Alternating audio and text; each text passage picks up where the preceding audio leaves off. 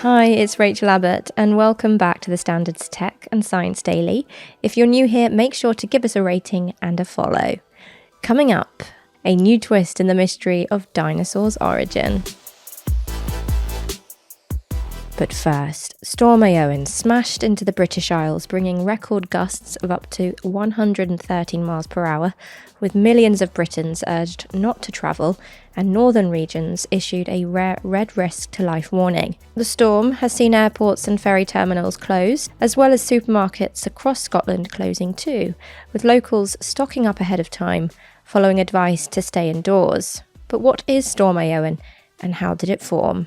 This is a really intense area of low pressure, a very powerful depression. It's being created or spun up, if you like, by the jet stream. We've seen a very strong jet moving out from North America. The jet stream is the strength of the wind high up in the sky. It's like a river of atmospheric air up at 30,000 feet. It's always there in one form or another, but it wiggles around and it gains and loses intensity. Now, what we've seen over into the United States is a cold air has been pushing south. And what powers the jet stream is a change in temperature. So that cold air driving south, getting closer to the tropical air, has generated a strong temperature gradient, and that has really energized the jet stream. So we've seen a strong jet, and the jet just out in the middle of the Atlantic kind of got a break in it, got a little ripple. And it's that which helped to create this area of low pressure. It started off as a fairly innocuous little low just off the coast of the eastern seaboard. That's Alex Deakin, meteorologist and weather reporter at the Met Office. And it's just spun up during Wednesday, and particularly Thursday and Thursday night. Dropped something like 60 hectopascal, 60 millibars in 24 hours. If a low pressure drops 24 millibars in 24 hours, we call that explosive cyclogenesis. And this is more than double that. So it's really intense or really rapid intensification of this low pressure. And it's developed just in the wrong place for the UK and Republic of Ireland, just to the west. And that's what's generated the strength of the winds. As we said, a rare red risk to life warning was put in place in parts of the UK. Alex told Tech and Science Daily that this was even the first time they issued a rare red warning to Northern Ireland. The Met Office has been issuing warnings for storms since 2011. In storms such as these, he added that people need to be prepared for serious structural damage, widespread disruption to travel networks, power issues, and trees are obviously threatened. Ideally, make sure you know where you've got a torch. Make sure you've got your phone is fully charged, because if you lose power, you're not going to have access to that. If you need medicines, make sure you know where they are and you can access them easily as well. To hear more, search for our sister show, The Standard Podcast, from 4 p.m. Next, US President Donald Trump has ordered a working group to investigate laws around cryptocurrencies and other digital coins.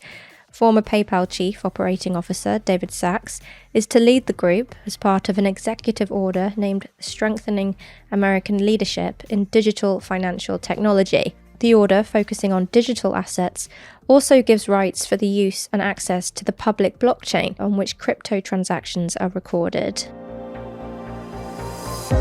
Next, scientists are saying that there's a new twist in the mystery of dinosaurs' origins. Currently, the oldest known dinosaur fossils date back about 230 million years ago and were unearthed in places such as Brazil, Argentina, and Zimbabwe. But the differences between these fossils suggest dinosaurs had already been evolving for some time, pointing to an origin millions of years earlier. We showed in our study that dinosaurs might actually come from areas closer to the equator, such as places around the Amazon, the Sahara Desert, and the Congo Basin. And this is quite significant because back then in the Triassic, we didn't actually think dinosaurs were capable of living in an environment that close to the equator, where it would have been very hot and very dry. That's PhD student Joel Heath of UCL Earth Sciences and the Natural History Museum, London. Joel explained the uncertainty surrounding previous predictions.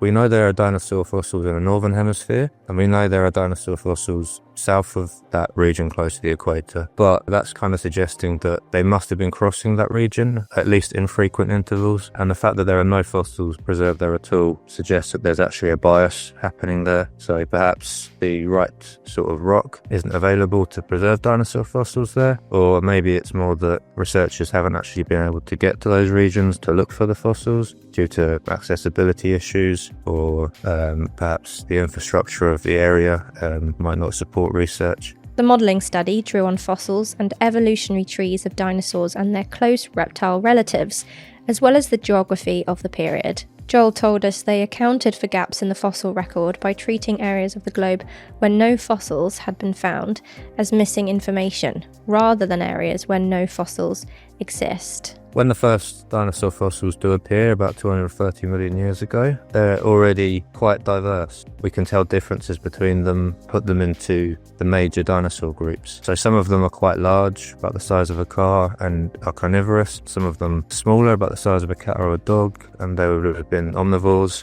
maybe transitioning to a more herbivorous diet. And those changes wouldn't have just happened overnight. They would have taken millions of years to form, so it suggests that we're actually missing those crucial key stages from the fossil record. The new study is published in the journal Current Biology.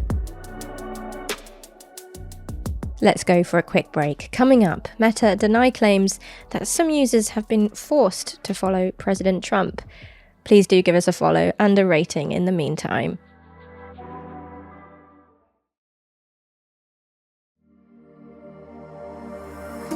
Welcome back. Forget almond, soya or oat.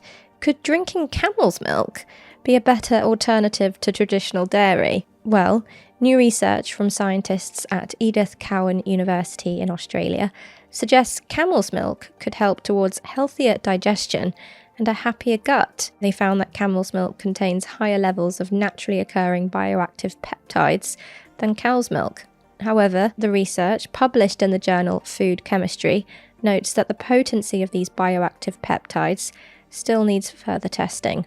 Next, Meta is denying claims that some users have been forced to follow social media accounts belonging to the Trump administration. Some Facebook and Instagram users claimed they had found themselves automatically following President Donald Trump after his inauguration on Monday. Meta says that no one has been forced to follow accounts, but that the president and vice president's accounts are linked to the US offices. Therefore, if users have been following Biden or Harris, they'll be automatically linked to Trump and Vance. And finally, after much speculation, to mark its partnership with a Minecraft movie, Doritos will switch up its recognisable triangle form for a square for the first time ever. And they're also launching 2 brand new flavours inspired by characters within the film, such as the Creeper Vinegar. However, the number of square crisps available to find from late February is limited. You'll have to look for their chili heatwave flavour to find 1 square within a packet, and only 100 packs are being distributed.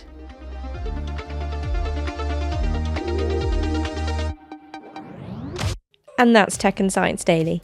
This podcast will return on Monday afternoon. For all the latest news, head to standard.co.uk, and we wish you a very restful and lovely weekend.